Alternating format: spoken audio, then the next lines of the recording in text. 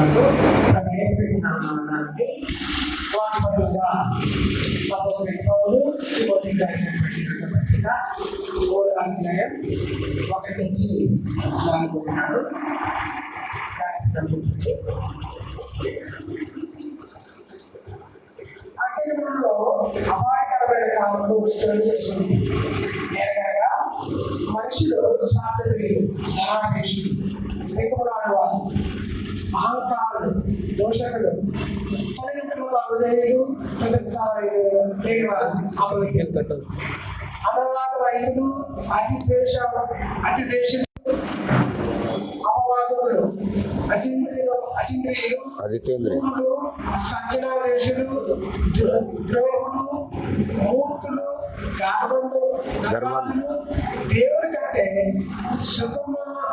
సుఖానుభవంగా ఎక్కువగా ప్రేమించేవారు.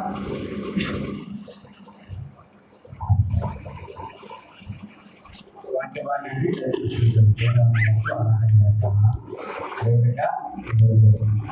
మంచి విషయాన్ని మాతో మాట్లాడడానికి సమయానికి మీరు సాధించినట్టు అది ఆలోచించేటువంటి మనం చేస్తూ జీవితంలో పూర్తిగా సకారాత్మక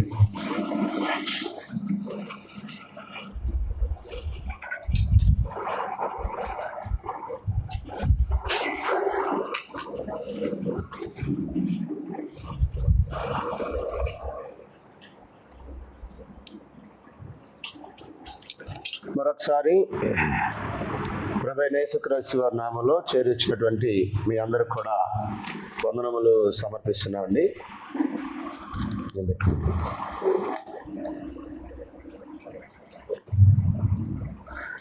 రాసుకునే వాళ్ళు ఆపేయండి.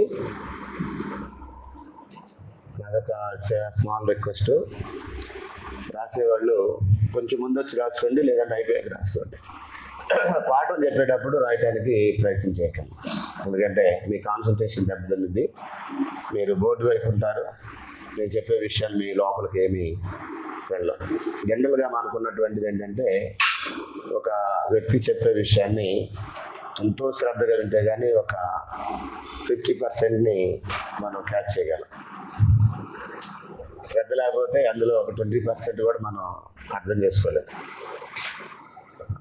అలాంటిది దేవుని వాక్యం మనకి అర్థం కావాలంటే మీ మనసు కేంద్రీకృతమై ఉండాలి, వాక్యం మీద ఆలోచన ఉండాలి. కాబట్టి ఇబ్బంది ఏం లేదు. ఇంకొక ఆప్షన్ ఏంటంటే, మీకు ఫోటో తీసుకోండి, ఇంటికి వెళ్ళి ఫ్రీగా రాసుకోండి. ఓపెన్గా ఒక గంట టైం కేటాయించి చదువుతూ ఆ వచనంలో ఏముందని గ్రహిస్తూ రాశారనుకో కొంచెం మెరుగైన సమాచారం దొరుకుతుంది. ఫోన్లు ఉన్నాయి కదా దగ్గర, ఆల్మోస్ట్ అందరూ ఆండ్రాయిడ్ మొబైల్స్ వాడుతున్నారు కనుక ఆ ఫోటోని తీసుకొని వెళ్ళిపోయినా అంత టైం లేదండి ఆఖరిలో రాసుకోవడానికి, చాలా బిజీ నేను అని అన్నారు అనుకో, సింపుల్గా ఫోటో తీసుకొని వెళ్తే ఇంటికి వెళ్ళాక కక్క భోజనం చేసి ఒక నిద్ర తీసి టీ తాగుతూ హ్యాపీగా ఈ పాఠాన్ని రాసుకొని మరొకసారి వీలైతే ఫ్యామిలీ మెంబర్స్తో డిస్కస్ చేస్తూ నోట్స్ ప్రిపేర్ చేసినట్లయితే మెరుగైన సమాచారం మనం పొందడానికి అవకాశం ఉంటుంది. రైట్,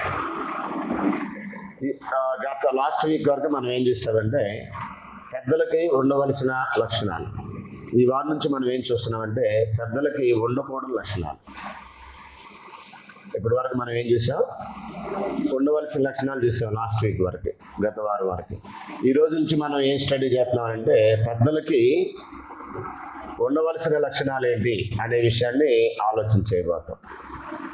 అది ఉండకూడని లక్షణాలు ఏంటి అనే విషయాన్ని ఆలోచన చేస్తాం. ఇందులో మొదటగా గర్వంధుల ఉండకూడదు అన్నాడు.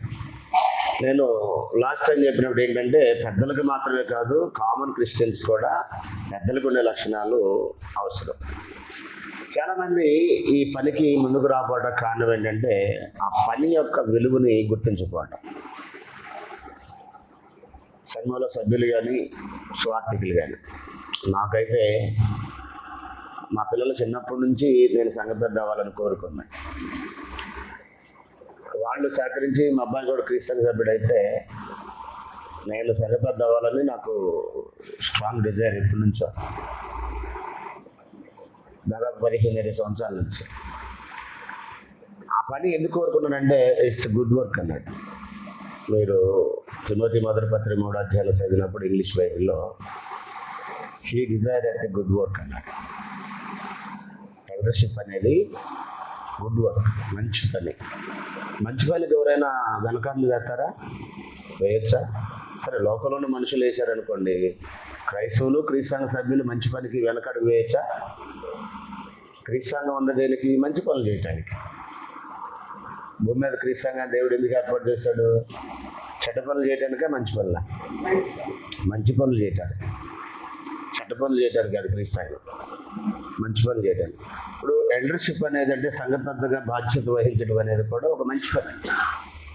ఎంత మంచి పని అంటే, యేసు ప్రభు తర్వాత సంఘంపై ఒక నాయకత్వ బాధ్యతలు చేపట్టే గొప్ప పని. సత్యనారాయణ గారు, కోటిరెడ్డి గారు శ్రద్ధగా ఉన్నారు. బాబురావు గారు కూడా. బాబురావు గారి కంటే ఆప్షన్ లేదు, వాళ్ళ అబ్బాయి దారి లేదు. ఇప్పుడు సత్యనారాయణ గారు, కోటిరెడ్డి గారు ఎందుకన్నారంటే వాళ్ళ ఫ్యామిలీ మెంబర్స్ మొత్తం క్రీస్తు సంఘ సభ్యులే. వాళ్ళిద్దరికీ సంఘ పెద్దగా బాధ్యతలు చేపట్టడానికి పాసిబిలిటీ ఉన్నాయి. ఏమైనా సంఘ పెద్దలు అనగానే యేసు ప్రభు అంతటోళ్ళు అనుకోమాకండి, అక్కడికి వెళ్ళిపోమాకండి. ఆ స్థాయికి మనం రాలేము. ఎందుకంటే ఆయన వన్ అండ్ ఓన్లీ అన్నాడు, అద్వితీయుడు అన్నాడు, అద్వితీయ కుమారుడు అన్నాడు. మనమేమో దత్తపుత్రులు. ఆయన అద్వితీయ కుమారుడు, మనమేమో దత్తపుత్రులు. కాబట్టి తోటి పెద్దను మీలోని పెద్దలు హెచ్చరిస్తున్నాను పేతురు అన్నాడు. అంటే పెద్దలకు కూడా హెచ్చరికలు అవసరమా? పెద్దలకు కూడా హెచ్చరికలు అవసరం. వాళ్ళు కూడా మనుషులే, వాళ్ళలో కూడా మైనర్ మిస్టేక్స్ ఉంటాయి. వాటిని అధిగమిస్తూ వాళ్ళు కూడా పెద్ద బాధ్యత చేపట్టిన తర్వాత కూడా నేర్చుకోవాల్సిన విషయాలు చాలా ఉంటాయి. ఇంకా వాళ్ళే క్రూరమైన తోడేళ్ళు అవుతారని కూడా ఎఫెసీ సంఘానికి అపోస్తలుల గారు 20:29 అన్నాడు. మీలో నుండే క్రూరమైన తోడేళ్ళు వస్తారన్నాడు. సో పెద్దలు అనగానే 100% పర్ఫెక్ట్ అనుకోమాకండి, భయపడకండి. వాళ్ళలో కూడా నేర్చుకునే విషయాలు చాలా ఉంటాయి. ఆ బాధ్యత చేపట్టాక కూడా బేసిక్గా బాధ్యతకి చేపట్టే ముందు ఏంటనేది మనం ఆలోచన చేస్తున్నాం. ఈ రోజు నుంచి ఏం చూస్తామంటే, ఉండకూడని లక్షణాలు.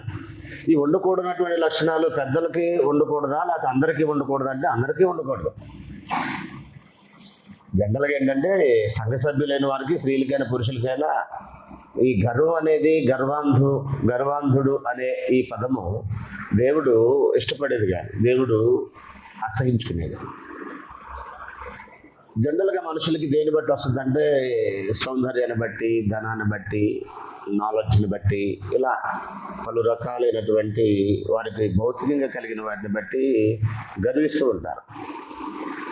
బైబిల్లో కూడా మనకు అవే కనపడతాయి, లోకంలో అవే కనపడతాయి.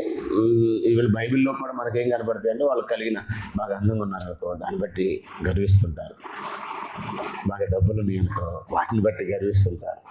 బాగా నాలెడ్జ్ ఉందనుకో, దాన్ని బట్టి గర్విస్తుంటారు. ఎలా ఉంటారంటే, జీవనోపవాయా అని, అంటే నేను ఎవరో తెలుసు, అసలు ఏమనుకుంటున్నాను అంటే అని అలాంటి ఒక ప్రౌడ్గా ఫీల్ అవుతారు. మంచి విషయాల్లో ప్రౌడ్గా ఫీల్ అయితే బాధలేదు, కానీ అహంకార ధోరణితో మనిషిని, ఎదుటి వాళ్ళని కించపరచడానికో అవమానపరచడానికో ఒకవేళ గర్వించినట్లయితే అవతల వ్యక్తిని బాగు చేయడం సంగతి అటు నుంచి మనం పాడైపోయే అవకాశం ఉంటుంది. సో ఈ విషయాన్ని చదివే ముందు మనం ఇక్కడ తిమోతికి రాసిన 2వ పత్రిక 3వ అధ్యాయం మొదటి 5 వచనాల్లో 5వ వచనంలో ఏమంటాడంటే, అటు వారికి విముఖుడై ఉండుము అని అన్నాడు. అసలు ఆ విషయాన్ని మరొకసారి చదువుదాం చూడండి. 2వ పత్రిక 3వ అధ్యాయము మొదటి నుండి. అంత్య దినములలో అపాయకరమైన కాలములు వచ్చునని తెలుసుకున్నాము. అంటే అంత్య దినాలు అనగానే ఇప్పుడు మనం ఉన్నటువంటి ఈ days last days. Beginning days ఏంటంటే ఆదాం పుట్టిన దగ్గర నుండి, లాస్ట్ డేస్ ఏంటంటే ఈ దినముల అంతమంది కుమారుని ద్వారా మనతో మాట్లాడినని హెబ్రీ పత్రిక 1వ అధ్యాయం 2వ వచనం అన్నాడు. అంటే భూమికి ఇక యేసుప్రభు తర్వాత ఇంకెవరు చెప్పోళ్ళు లేరు. యేసుప్రభు ఆఖరిగా మనుషులు చెప్పడానికి వచ్చినటువంటి దేవుని సంబంధించిన వ్యక్తి. ఈయన నా కుమారుడు, ఈయన ఎంతో ఆనందిస్తున్నాను, ఈయన మాట మీరు వినండి. ఆయన ద్వారానే దేవుడు ఈరోజు ప్రపంచ ప్రజలతో మాట్లాడుతున్నాడు. ఈ దినాల్లో ప్రజలు ఎలా తయారవుతారో దేవుడు తన ఆత్మ ద్వారా అపోస్తుడైన పౌలుకి బయలుపరిచి తన తోటి జత పనివాడైనటువంటి తిమోతికి రాస్తూ ఎఫెసీలో ఉన్న సంఘానికి ముఖ్యంగా ఈ సందేశం అడ్రస్ చేస్తూ యూనివర్సల్గా ఉన్నటువంటి ఆల్ కాంగ్రిగేషన్స్కి ఇంప్లికేట్ చేస్తున్నాడు. అంటే పర్టికులర్గా ఈ పత్రిక రాసే సమయానికి తిమోతి ఎఫెస్సులో ఉన్నాడు. ఎఫెస్సులో తిమోతి వర్క్ చేశాడు. ఆయన 3.5 సంవత్సరాలు మీ మధ్య కన్నీళ్ళు 3 సంవత్సరాలు మీ మధ్య కన్నీళ్ళు గాచి నేను పనిచేశాను. ఇప్పుడు దేవుడికి ఆయన కృపావాక్యాన్ని మిమ్మల్ని అప్పగించి వెళ్తున్నాను అన్నాడు కదా. వెళ్ళే ముందు ఈ పని కొంతమందికి అప్పచెప్పాడు. అందులో తిమోతి కూడా అక్కడ పనిచేశాడు ఎఫెసీ సంఘంలో. ఆ తిమోతికి 2 పత్రికలు రాస్తూ 2వ పత్రికలో లాస్ట్ డేస్లో అంటే ఈ దినాల్లో మనుషులు ఎలా తయారవుతారనే ఒక విషయాన్ని ఒక ఓవర్ వ్యూ ఇస్తున్నాడు. ఇప్పుడు మనం ఆ టాపిక్స్ అన్నీ స్టడీ చేయలేం, ఇప్పుడు అంత టైం మనకి లేదు కనుక. ఎలానగా మనుషులు స్వార్థప్రియులు, అంటే మనిషికి స్వార్థం పెరిగింది. నేను బాగుండాలి. స్వార్థం అంటే ఏంటి? నేను బాగుండాలి. ఇంకా పిచ్చి ముదిరితే నేనే బాగుండాలి, అంటే ఇంకొకరు నాశనం అయిపోవాలని. నేను బాగుండాలి, అందరూ బాగుండాలి, అందులో నేను ఉండాలని ఆటో వాళ్ళు రాస్తారు అక్కడక్కడ, వాహనాల మీద రాసుకుంటారు అక్కడక్కడ. అందరూ బాగుండాలి, అందులో నేను ఉండాలి. కొంతవరకు బెటర్ అది. నేను బాగుండాలి, అది కూడా కొంతవరకు బెటరే. నేనే బాగుండాలంటే ఇంకొకటి నాశనం అయిపోవాలని. ఇది స్వార్థం. స్వార్థానికి రైట్ డెఫినేషన్ అది. నేనే బాగుండాలన్నా స్వార్థానికి నిర్వచనం. తర్వాత ఏమన్నాడంటే ధనాపేక్షలు, అంటే అవసరానికి మించి ఆరాటపడటం, అవసరానికి మించి కోరుకోవటం, ఏదో ఇక్కడ పోగేయాలని ఒక ఆలోచన. వీళ్ళు ఎలా ఉంటారంటే కనీసం వాళ్ళకు ఉన్నది కూడా వాళ్ళు అనిపించడం. ఒక మంచి బట్టలు ఉండవు, ఒక మంచి ఇల్లు ఉండదు, మంచి వస్తువులు ఉండవు, మంచి వారికి ఉన్న దాంట్లో మంచి వాహనాలు ఉండవు, ఏదో మూడేయాలి. రాణిగారి తోటలో సువార్థికుడు ఉండేవాడు. ఆయనకి అప్పటికే government employee, central government employee, railway డిపార్ట్మెంట్లో 78,000 జీతం, అద్దెలో ఒక 50,000 ఎంత వస్తాయి అన్నాడు. అమెరికా సపోర్ట్ ఒక 50,000 ఉంది. మొత్తానికి నియర్ 2 lakhs ఇంకా మంత్లీ వచ్చి చనిపోయాడు. ఇప్పుడు ఆయన లేడు. ఆయన ఒకరోజు నన్ను అడిగాడు, ఇప్పుడు 15 years బ్యాక్ ఎలా సాధ్యమవుతుంది నీకు, కారు ఎలా మెయింటైన్ చేస్తున్నావు అని అడిగాడు నన్ను. నాకు ఇంత 2 లక్షల ఆదాయం ఉంది, నేను చేయట్లేదు, నువ్వు ఎలా చేస్తున్నావు అని అన్నాడు. ఎలాగ సాధ్యమైందని అడిగినప్పుడు నేను ఏం చెప్పానంటే, మీరు డబ్బులు దాచుకుంటున్నారు, నేను ఖర్చు పెడుతున్నాను అన్నా. మీకు ఏమైనా అర్థమైందా? దాచుకునేవాడు అనుభవించలేడు, ఖర్చు పెట్టేవాడు దాయలేడు. అందుకే నాకు ఎప్పటికీ 7-8 లక్షలు వస్తున్నాయి. అంటే తీర్చాలనుకుంటున్నా, మా ఆవిడ రోజు గొడవ. ఆ గొడవ లేకుండా ఉండాలంటే, నాకు ఈ తలనొప్పి లేకుండా ఉండాలంటే తొందరగా తీర్దామని ప్రయత్నాలు ఉన్నా, ప్రార్థన చేయండి. కానీ కొంతమంది నన్ను వదలట్లేదు. సరే, ఏదేమైనా ఆయన నేను చెప్పింది ఏంటంటే, ఒక 10 years బ్యాక్ చెప్పాను ఈ మాట. మీరు దాచుకుంటున్నారు, నేను ఖర్చు పెడుతున్నా. దేవుడు మనకి ఇచ్చిన ప్రతిదీ మన అవసరాలకు వాడటానికే కానీ దాయటానికి కాదు. ఇప్పుడు తలాంతుల గురించి మాట్లాడినప్పుడు 5 10 చేసిన వాడిని శబాష్ బలా నమ్మకమైన దాసుడు అన్నాడు. 2 4 చేసిన వాడిని శబాష్ బలా నమ్మకమైన దాసుడు అన్నాడు. ఆ ఒక్క తలాంతుని పాతేసిన వాడిని సామర్యాన్ని చెడ్డ దాసుడు అన్నాడు. కొంతమంది వీళ్ళకున్న వాటిని కూడా వినియోగించుకోకుండా ఏదో దాచేయాలి, అంత ఉంది ఎంత ఉన్నాడు. ఎందుకు నీకు ఉంది? సరే, నీకు ఉపయోగపడింది నీకు ఎందుకు చెప్పండి. నీ బట్టలకు ఉపయోగపడట్ల, నీ తిండికి ఉపయోగపడట్ల, కూడు గూడు గుడ్డ అన్నాడు. కనీసం ఈ 3 కూడా ఉపయోగపడకపోతే, మా ఊర్లో గద్దే బాలేని ఒక ఆయన ఉండేవాడు, చెప్పాను చాలాసార్లు. తినక పచ్చళ్ళు తిని, కారం తిని 15 ఎకరాలు చంపొచ్చాడు ఆయన. ఆ 15 ఎకరాలు ఆ ఊర్లో ఇంకెవడికి లేదంతా, మోతుబరి రాగా అయిపోయాడు. తర్వాత ఆయన కొడుకు ఒక 10th class చదివాడు, ఒక అతనే మోగతను. ఆ మోగతనికి ఇచ్చింది మాత్రం అలాగే ఉంది, కానీ ఈ 10th class చదివినోడు 15 ఎకరాలు 10 ఎకరాలు చేశాడు అన్నది కూడా, మోగోడు కూడా.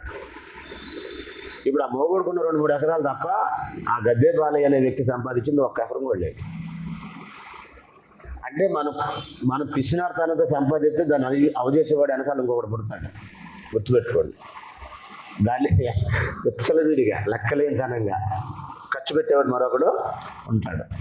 సరే, బిడ్డల కోసం నువ్వేదో కోర్చాలనుకోవడం తప్పని నేను అట్లా, నా ఇంటెన్షన్ అది కాదు, నేను మిమ్మల్ని అలా ప్రేరేపించట్లేదు. కానీ నీ అవసరాలకు ఉపయోగపడుకోకుండా రేపు ఎవడో వస్తాడు, మనోడు వస్తాడు, వాడికి ఒక ఇదేంటంటే లోక సంబంధులు అన్యుల యొక్క ఇంటెన్షన్. అది క్రైస్తవులు అలాంటి ఇంటెన్షన్ ఉండకూడదు. ఫస్ట్ మనకి దేవుడు ఏది ఇచ్చాడో దాంతో మనం తృప్తి కలిగి ఉండటం అనేది నేర్చుకోవాలండి. నీకు అలాగే ఉంటుందిలే, నీకు తర్వాత తెలిసిద్దులే అన్నాడు. ఏం తెలిసింది? ఈ లోపు ఆయన చచ్చిపోయాడు. సంపాదించిందంత ఏమైపోయింది? ఒక కుంటికాళ్ళు కొడుకున్నాడు, ఇక అతను ఏదో కొంచెం అనుభవిస్తున్నాడు, అలా జరిపోయాడు. అంటే నేను ఎందుకు చెప్తున్నానంటే ధనాపేక్ష అనేది మన అవసరాలు కూడా మనం తీర్చుకోలేని పరిస్థితికి మనల్ని దిగజార్చింది. కనీసం మంచి వస్త్రాలు లేకుండా చేస్తుంది, కనీసం మంచి ఆహారం లేకుండా చేస్తుంది, కనీసం ఉండడానికి మంచి వసతి లేకుండా చేస్తుంది. అది కొంతమందికి ఉన్న పరిస్థితి. తర్వాత ఏమన్నాడు చూడండి, బెంకములాడు వారు అని అన్నాడు. బెంకములాడు వారు అంటే రకరకాల సాడి లేని ఉన్నట్టుగా ఉన్నాయి, లేనట్టుగా అక్కడ ఎక్కడ మోసుకెళ్ళేవారు. వాస్తవాలు చెప్పరు. నిజమైతే అసలు నీ గురించి ఇంకోటి చెప్పేదంటే నీకే చెప్తే పోలా, నువ్వు దిద్దుకుంటావో లేకపోతే కప్పుకుంటావో నీ ఇష్టం. అది నా గురించి ఇంకొకటి చెప్పేకంటే నాకు చెప్తే పోలా, నేను దిద్దుకుంటానో కప్పుకుంటానో అది నా ఇష్టం. అది నా నిత్యత్వానికి నేను వేసుకునే బాట. ఇలా కాకుండా ఏం చేస్తుంటారంటే ఇక్కడ విషయాలు ఈ వ్యక్తులకు వచ్చి ఎక్కడెక్కడో మాట్లాడతారు, అసలు వ్యక్తి దగ్గర మాట్లాడటం. ఎక్కడెక్కడో మాట్లాడతారు, అసలు వ్యక్తి దగ్గర మాట్లాడటం. ఒక వ్యక్తి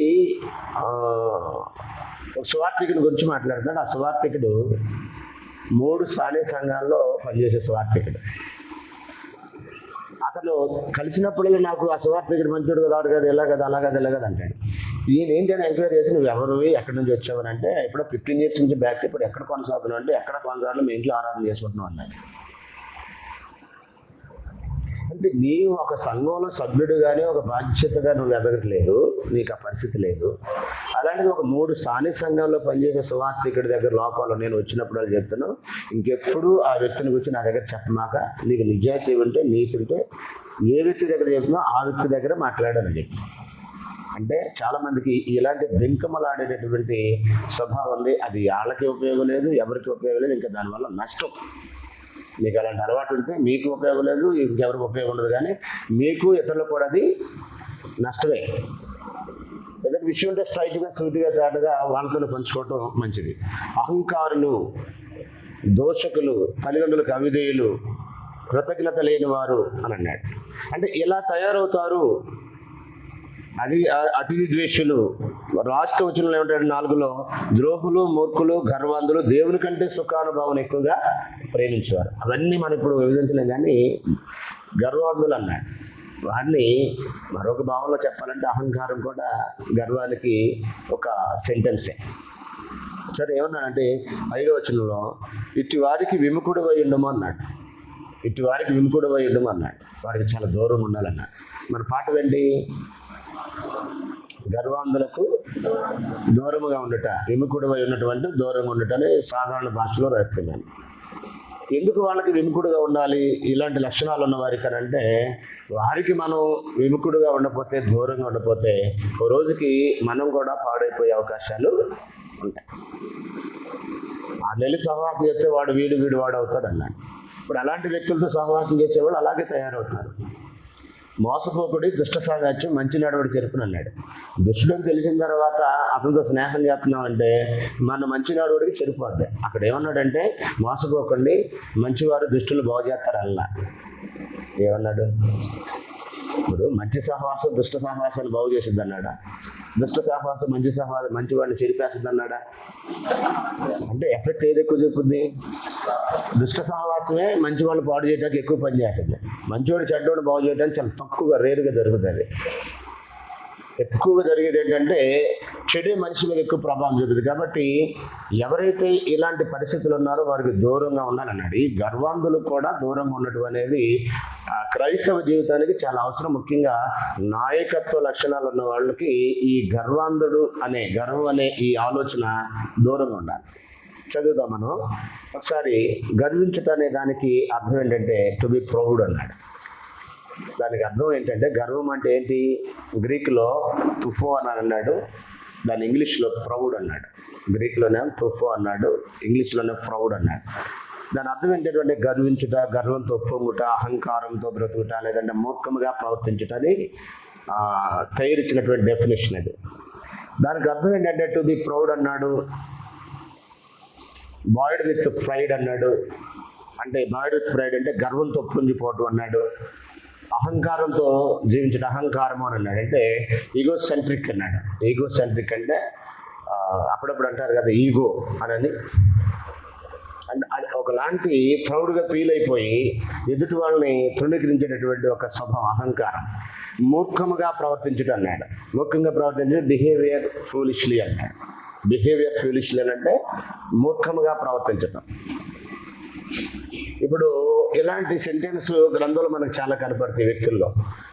ఒకసారి మనం సమూయేలు మొదటి గ్రంథం 2వ అధ్యాయము 3వ వచనం చదివితే అక్కడ అంటాడు, సమూయేలు మొదటి గ్రంథము 2వ అధ్యాయం 3వ వచనంలో, 2వ అధ్యాయం 3వ వచనంలో, యెహోవా అనంత జ్ఞానియగు దేవుడు, ఆయనే క్రియలను పరీక్షించువాడు, ఇకను అంత గర్వముగా మాట్లాడుకుడి, గర్వపు మాటలు మీ నోట రానీకుడి అని అన్నట్టు. అంటే దేవుడు ఏం చెప్తున్నాడంటే సమూయేలు ద్వారా, యెహోవా అనంత జ్ఞాని, గర్వంగా మాట్లాడకండి, గర్వపు మాటలు మీ నోటికి రానీయకండి అన్నాడు.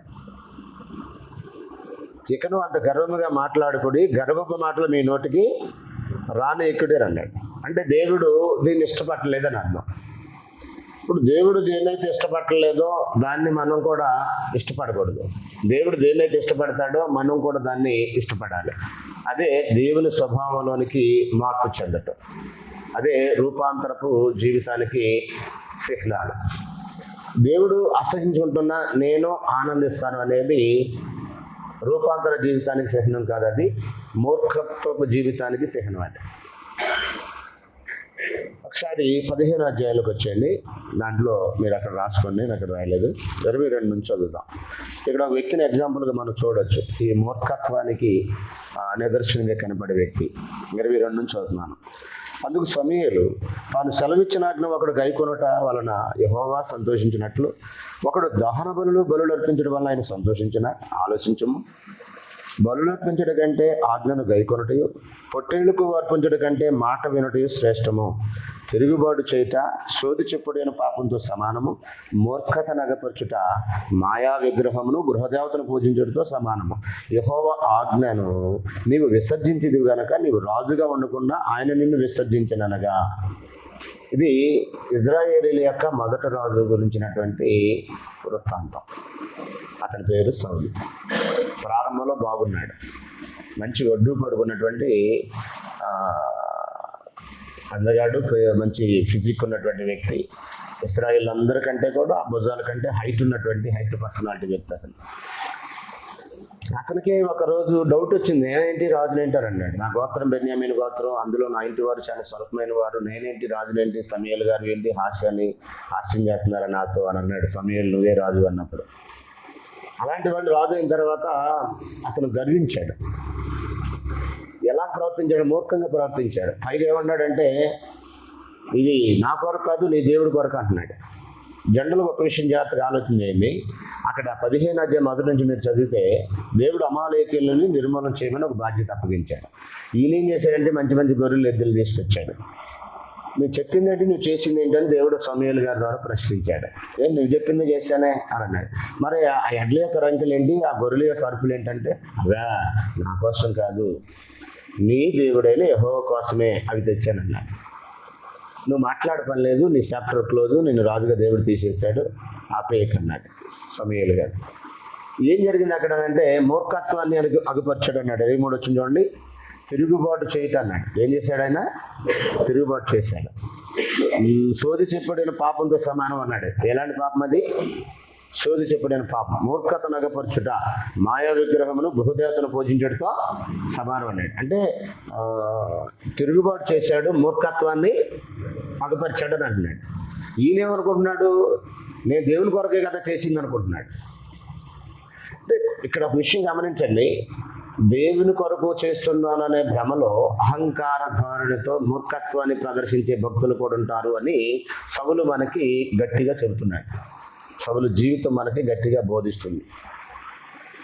ఇప్పుడు లోకంలో ఉన్నారనుకోండి అహంకారులు, ఇది వేరే సంగతి. ఇప్పుడు దేవుని పక్షంగా రాజు అయ్యింది, దేవుడు ఏర్పాటు చేసిన రాజు అయ్యింది. ఆ రాజు కూడా ఎలా ప్రవర్తిస్తున్నాడంటే ఈ మూర్ఖత్వాన్ని ప్రదర్శిస్తున్నాడు అన్నాడు. ఇతను దృష్టిలో దేవుడు అంటే భయం లేక, దేవుడు అంటే గౌరవం లేక, దేవుడు అంటే ఇష్టం లేక చేస్తున్నాడు ఆ పని కాదు. దేవుడు అంటే ఇష్టమే, పైగా ఎవరి కోసం అంటున్నాడు? అది దేవుని కోసం అంటున్నాడు. దేవుని కోసం చేసే దాంట్లో అహంకారము, మూర్ఖత్వము, తిరుగుబాటు ఉంటుందా? దేవుని కొరకు చేసే దాంట్లో కూడా తిరుగుబాటు ఉంటుందా? నేడు ప్రపంచవ్యాప్తంగా మీ పండగ దినములో నేను అసహించుకుంటున్నాను దేవుడు అంటే మేము ఆనందిస్తున్నామని ప్రపంచం అంతా ఆనందిస్తుంది. మూర్ఖత్వం కాదు అది. ఏ జన్మకైతే దేవుడు ఫెస్టివల్స్ ఇచ్చాడో, పండుగలు ఇచ్చాడో, ఆ జన్మతోనే ఆమోస్ గ్రంథం 5:27-23 వచనాలు అంటాడు, మీ పండుగ దినములో నేను అసహించుకుంటున్నాను అన్నాడు. అసలు ఈరోజు క్రైస్తవులు అని చెప్పుకునే వారికి ఏ పండుగలు లేవు. నిష్కాపట్యమైన జీవితం, సత్యమును అనుసరించి జీవించే జీవితం తప్ప. మరి అలాంటిది ఇవి ఆయనకు ఇష్టం లేదని చెప్పినా కానీ, నేను అసహించుకున్నానని చెప్పినా కానీ మనుషులు ఆనందిస్తూ ఆ కార్యక్రమాలు చేస్తారంటే దాని అర్థం ఏంటి? అహంకారం కాదు ఇది, తిరుగుబాటు కాదు ఇది. సౌలుగా తిరుగుబాటా, లేకపోతే ఈనాడు ఈ పండుగలు చేసేవాళ్ళు కూడా తిరుగుబాటు చేస్తున్నారా? ఎవరి కోసం చేస్తారు ఈ పండుగలు చేసేవాళ్ళు? స్టార్ ఎవరి కోసం కడుతున్నారు? లైటింగ్లు ఎవరి కోసం పెడుతున్నారు? కోట్లాది రూపాయలు ఎవరి కోసం ఖర్చు చేస్తున్నారు? దేవుని కోసమే కదా వాళ్ళు అనేది. దెయ్యం కోసం అంటారా? ఈ ఏర్పాట్లన్నీ దెయ్యం కోసమని ఎవడని పెడతాడా? నేడు రక్షకుడు మీ కొరకు పుట్టి ఉన్నాడు అనే టైటిల్ పెట్టి చేస్తున్నారు. ఆ నేడు ఎప్పుడు అనేది తెలియపోయినా కానీ ఆ నేడు డిసెంబర్ 25 వీళ్ళే ఫిక్స్ అయ్యి చేస్తున్నారు. వాళ్ళిద్దరికి వాళ్ళే ఫిక్స్ అయ్యి చేస్తున్నారు. అవునా? కొన్ని చోట్ల ఏమంటారంటే మాకు సంఘం నుంచి ఒత్తిడి వస్తుందని అన్నారు. నువ్వు చెప్తే ఎందుకు ఒత్తిడి వస్తుంది? ఇక్కడ ఉన్న నన్ను ఎవరు ఒత్తిడి చేయట్లే. ఎందుకని?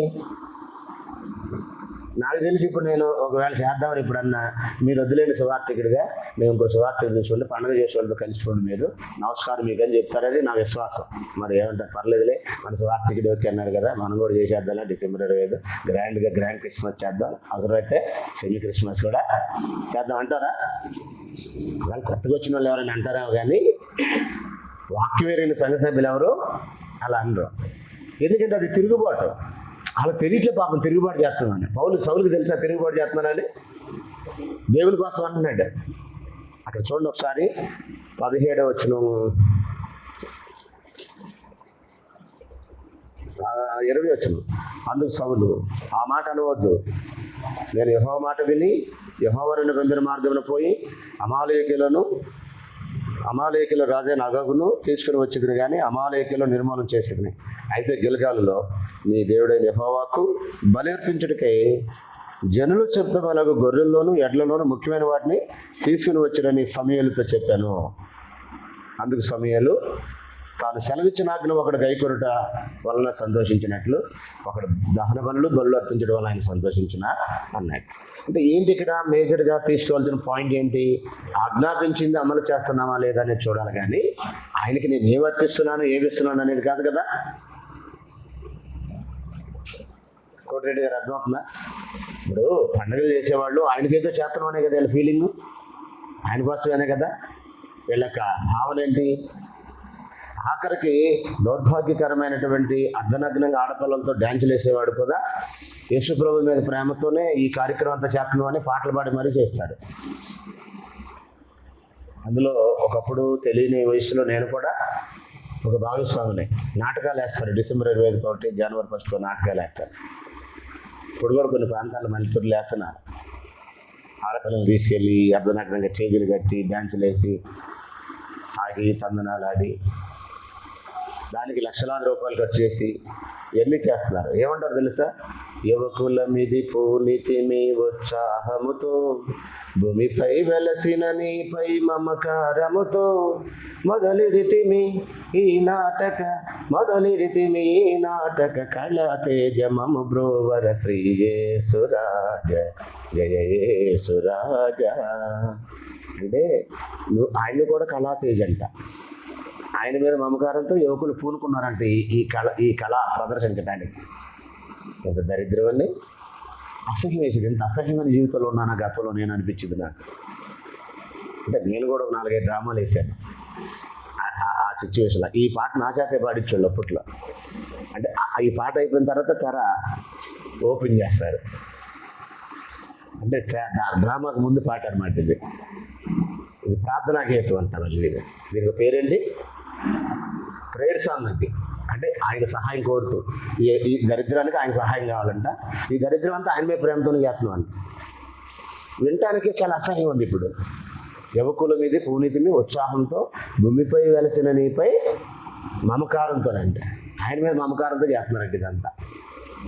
ఎంత అజ్ఞానం అంధకారం చోటు చేసుకుందంటే ఈ చెప్పినా కానీ వాళ్ళు అంతేనండి, అది చేయకూడదు ఇది చేయకూడదు అంటాడు, అలా చేయకూడదు ఇలా చేయకూడదు అంటారు అని ఒక ఎద్దేవ చేసి హేళన చేసి తాటెట్లు కట్టే పరిస్థితులు ఉన్నారు. కానీ ఇందులో వాస్తవం ఏంటి, అసలు దేవునికి విరోధం అయింది, దేవుడి మీద విరోధం. ఇప్పుడు సౌలు ఎవరి కోసం అన్నాడు, నీ దేవుడైన యెహోవాకి గిల్గాల్లో బలర్పించాడు తెచ్చాను అని అంటున్నాడు.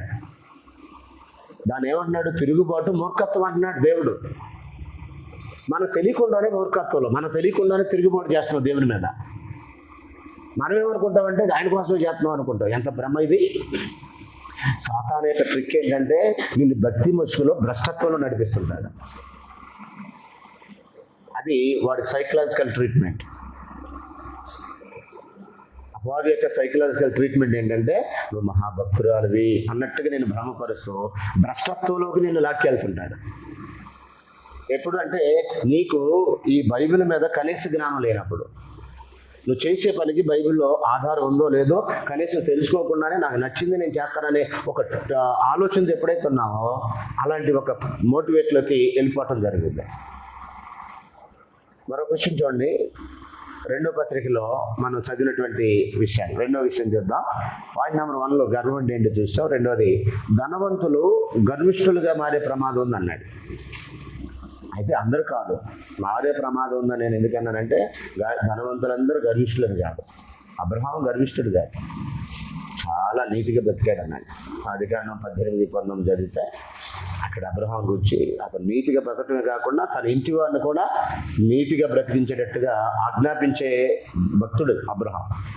14వ అధ్యాయంలో 13వ అధ్యాయం అనుకుంటా అక్కడ అంటాడు అబ్రహాం మిక్కిలి ధనవంతుడు అన్నాడు. మిక్కిలి ధనవంతుడైనా దేవుడంటే మిక్కిలి భయపడేవాడు. తన ఏకకుమారుడు అంత ధనవంతుడు అయ్యండి ఏమిస్తే ఏముందలే, బిడ్డలు లేరు కదా నాకు, నా ఎలియాజరే కదా నా ఆస్తికి వారసుడు అన్నప్పుడు దేవుడు ఇస్సాకుని ఇచ్చాడు. అసలు ఇస్సాకు మీద ఉందా మా ప్రేమ, నా మీద ఉందా అని టెస్ట్ పెట్టాడు. టెస్ట్ పెట్టి ఎంత భయంకరమైన టెస్ట్ అండి అసలు అది. ఈరోజు మనలో ఎవడైనా అడిగితే నీ కుమారుడు మన ఇద్దరున్నవాడు కూడా ఇవ్వడు, ఇద్దరున్నవాడు కూడా ఒకడిని ఇవ్వడు. అసలు ఒకడున్న అడిగితే నీకు నమస్కారం, నీ బతికి నమస్కారం, నువ్వు వద్దు నీ బతికి వద్దు, నాకు నా బతికేది నేను బతుకుతా, నేను చేసేదే బతికేది ఆడి కోసం అయితే ఆడిని నువ్వు బల్లెమ్మంటావేంటి అంటాం కదా. కానీ అబ్రహాం అలా కనలేదు. ఆదికాండం 22వ అధ్యాయం 12 వచనాలు చదివితే 12వ వచనం అంటాడు, ఇందువల్ల నేను దేవునికి భయపడేవాడు అని నేను గ్రహించాను అంటున్నాడు. అంత భయపడేవాడు. ధనవంతులు దేవుడు అంటే భయపడి భక్తిగా జీవించిన మనుషులు లేకపోలేదు బైబిల్లో. కానీ యేసుప్రభు చెప్పింది ఏంటంటే ధనవంతుడు పరలోక రాజ్యంలో ప్రవేశించడం కంటే సూది బెజ్జంలో ఒంటి జ్వరబట్ట సులభం అన్నాడు. అంటే అది పరలోకానికి చాలా ఆటంకంగా తయారవుద్ది. దానికి ఒక ఎగ్జాంపుల్ కూడా బైబిల్లో మనకు కనపడింది. ఓ ధనవంతుడు యేసుప్రభు దగ్గరికి వచ్చాను, నిత్య జీవానికి వారసుడు అవ్వాలి, ఏం చేయాలని అడిగాడు. అప్పుడు ధర్మశాస్త్రంలో ఏం రాయబడిందో చేయాలన్నాడు. అవన్నీ చిన్నప్పటి నుంచి చేస్తున్నాను అన్నాడు. అయితే నీకు ఒకటి కొదువుగా ఉంది, నీకు కలిగింది అమ్మి పేదలకు ఇవ్వు అని అన్నాడు. వెంటనే నాడికి వ్యసన పడుతూ వెళ్ళాడంట.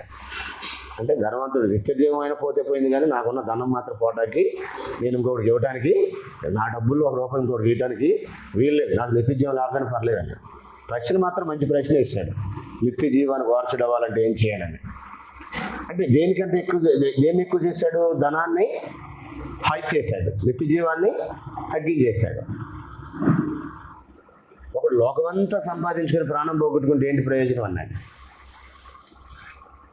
కాబట్టి ఒకసారి జాగ్రత్తగా ఆలోచన చేసినట్లయితే ఇప్పుడు ధనవంతులు గర్విష్ఠులై ప్రమాదం ఉందనడానికి బైబిల్లో కొన్ని ఉదాహరణలు. తిమోతికి రాసిన మొదటి పత్రిక 6వ అధ్యాయము 17వ వచనం చదివినప్పుడు, తిమోతికి రాసిన మొదటి పత్రిక 6వ అధ్యాయం 17వ వచనంలో ఏహమందు ధనవంతులైన వారు గర్విష్ఠులు కాక, అంటే ఎందుకు ఇది ప్రత్యేక ధనవంతుల గురించి మాట్లాడినప్పుడు ఇలాంటి పదాన్ని ఉపయోగించాడు. ఏహమందు ధనవంతులైన వారు గర్విష్ఠులు కాక అనే పదం ఎందుకు వాడాడు? ధనవంతులు గర్విష్ఠులయ్యే అవకాశం ఉంది అని. దానికి ఎగ్జాంపుల్ చూద్దాం. రాజుల 2వ గ్రంథము 26వ అధ్యాయము 16వ వచనం, ముందు 3వ వచనం 4వ వచనం చదివి తర్వాత 16 వచ్చిన. అంటే దేవుడు ఆ మాట అన్నాడంటే యేసుప్రభు ద్వారా దేవుడు ఆ విషయం చెప్పించాడంటే దాని అర్థం ఖచ్చితంగా ఆ ప్రమాదం ఉంది అని. 26:3 చదువుదాం ముందు.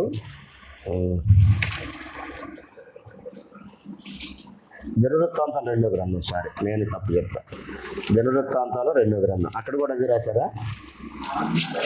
రాజులే రాశారా? ఒకసారి ఇది కొంచెం సవరించుకోండి. Okay, sorry. దినవృత్తాంతాల 2వ గ్రంథము 26వ అధ్యాయము 16 వచ్చి చదువుతున్నాను. 26:16లో అయితే అతడు స్థిరపడిన తర్వాత అతడు మనసునందు గర్వించి చెడిపోయాడు. అంటే స్థిరపడిన తర్వాత అనే పదం వాడాడు అక్కడ, దాన్ని అండర్లైన్ చేయాలి. అంటే స్థిరపడక ముందు ఒకలాగా, స్థిరపడిన తర్వాత మరోలాగా. అంటే డబ్బులు రాకముందు ఒకలాగా, డబ్బులు వచ్చిన తర్వాత ఒకలాగా. పేదరికలు ఉన్నప్పుడు ఒకలాగా, కాస్త డబ్బులు కనపడగానే ఇంకోలాగా. పల్లెటూరులు ఏమంటారంటే వాడికి కళ్ళు నెత్తుకొచ్చాయి, నడమాంత్రపు సిరి వాడిని అటు తయారు చేసింది. తెలుసా మీకు ఈ పదాలు ఎప్పుడు విన్నారా? నడమాంత్రపు సిరి అంటే ఫస్ట్ నుంచి ఉండదంట, మధ్యలో వచ్చింది. చింతకాయలు అమ్మే అమ్మాయితో రాజుగారికి పెళ్ళయిందంట అనుకోకుండా. ఏది ఎస్తేరికి ఎలాగైందో చింతకాయలు అమ్ముకున్న ఆవిడకి రాజుగారితో పెళ్ళయిందంట. సడన్గా రాజుగారితో కలిసి జర్నీలు చేయాలి కదా, మరి రాణిగారు కూడా జర్నీ చేస్తుంటే చింత చెట్లు ఉన్న ఏరియాలో రథం వెళ్తుందంట. రథం తొలివాడికి ఇప్పుడు జీవితం అంతా తెలుసు అంటే, ఇది ఒకప్పుడు చింతకాయలు అమ్ముకునేదని తెలుసు. సడన్గా ఏదో కలిసి వచ్చేవాడు రాణి అయింది, నేనేమో ఆ రథం తోలే రథసారథి అయిపోయాను, ఇది నా పట్టిన దరిద్రం, అది ఆవిడ పట్టిన అదృష్టం అని అతను అనుకుంటున్నాడు మనసులో. సడన్గా చింతకాయలు కనపడగానే, అబ్బాయి ఏంటి ఆ వంకర ఉన్న కాయలు ఏమంటారు అంటే అంది. ఈ లోపల ఎలా ఉంటాడు? ఆల్రెడీ తెలుసు ఆవిడ చింతకాయలు అమ్ముకునేదని. అంటే అది ఎంత పొగరు దీనికి, ఎంత అహంకారం దీనికి, ఎంత మనదా చింతకాయలు అమ్ముకొని ఇప్పుడు వంకర ఉన్న కాయలు ఏంటని అడుగుద్దా? అంటే మనిషికి నడమాంతరం చిరిగితే మనుషులు అట్లా తయారవుతారు. మనుషులు కనపడరు, కళ్ళు నెత్తినున్నాయంటే ఎదురే కనపడతారు, మొదలు కనపడినట్టుగా ప్రవర్తిస్తారు, ఎవరు నువ్వు అన్నట్టుగా ఉంటారు. ఫోన్ బాగా సిగ్నల్ ఉంటుంది, బాగానే అర్థమవుతాయి. సిగ్నల్ లేదు కదా, అర్థం కావట్లేదు కదా, తర్వాత చెప్తాడు కదా. కావాలని కట్ చేయటానికి అది అర్థమవుతుంది. నిజంగా సిగ్నల్ లేకపోతే అది వేరే విషయం, దేవుని స్తోత్రం. సిగ్నల్ బాగానే ఉంది, విషయం బాగానే అర్థమవుతుంది, వాడు ఇంటికి రాకూడదు, వస్తే మనకు ఖర్చు. సో ఎలాగ దీన్ని కవర్ చేయాలని ఇలాగ మనుషులు ఒకలాంటి ఈగోలోకి వెళ్ళిపోతుంటారు. అంటే ఈగోని అంటే అహంకారాన్ని కేంద్రంగా చేసుకొని బతుకుతుంటారు. ఏం జరిగింది అక్కడ చూడండి ఒకసారి. ఇతను స్థిరపడిన తర్వాత అన్నాడు. ప్రారంభంలో ఎలా ఉన్నాడు?